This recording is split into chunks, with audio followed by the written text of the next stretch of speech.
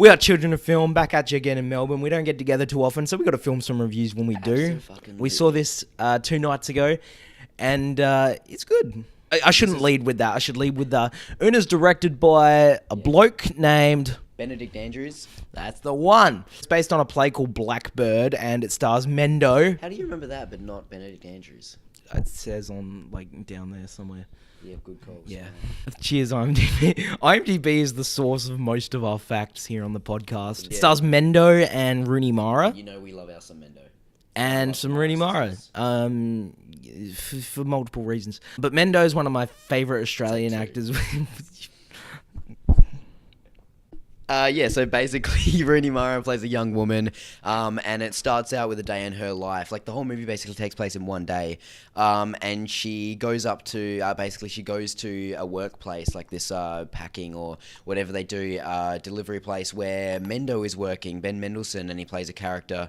And you find out that, no spoilers here, obviously, we can't give away too much of the plot because it is a spoiler, but you find out they have a past together and there may be some mental or physical abuse or something like that that's happened and kind of changed her life, and she wants to deal with it, confront it, and he doesn't want any part of that because he's moved on from it.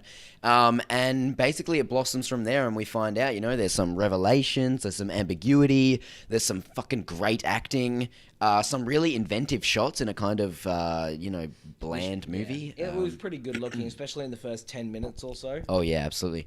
But for me, that's kind of where the positives stop. I think that this movie gets kind of boring, even though it's only 90 minutes. I feel like they stretched out a lot of the scenes. A lot of scenes could have been cut out, like, that didn't have to be in there. Like, they'd trash a room, 3 times. There were flashbacks that, while they were interesting scenes, they kind of took away from the flow of the movie because the movie takes place over a single day, and these flashbacks kind of take away from the flow of it, and Ben Mendelsohn's character, it's not a spoiler, he's a pedo, and he had relations with Rooney Mara when she was young, and I feel like the movie's a bit too apologetic towards this character in multiple ways. Jaron brought it up in the theater, and I'm like, nah, just see where it goes, and it kind of didn't really go anywhere. Yeah, I was like, why are they making it seem like he's such a good bloke? Not telling us pedophilia is good or anything, but it's a little too ambiguous. And I think Rooney Mara's character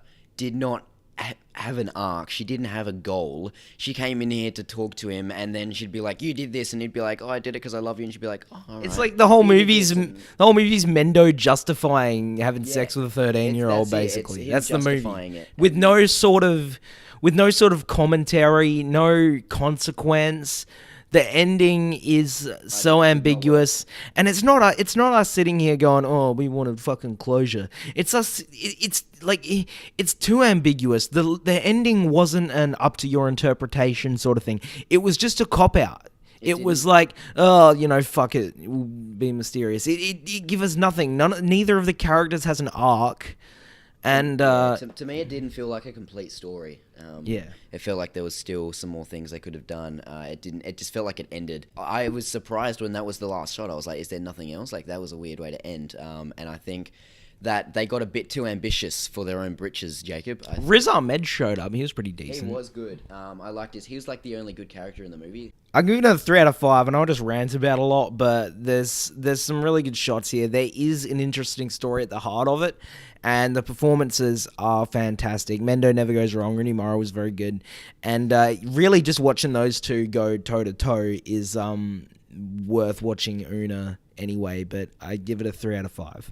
Absolutely. I love the Mara sisters, Kate for the looks and House of Cards, and basically Rooney for everything else because her performances are amazing. Rooney for both also. No.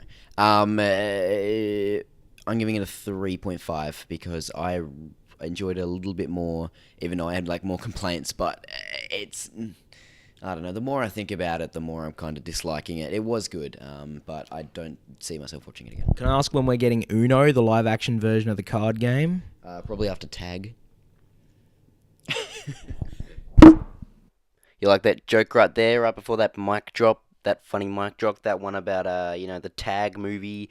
That was in our news segment on our last podcast, so why don't you go check that out? I had to put something in here while this played, so, just go check it out, mate. And if you already have, No one likes a show off.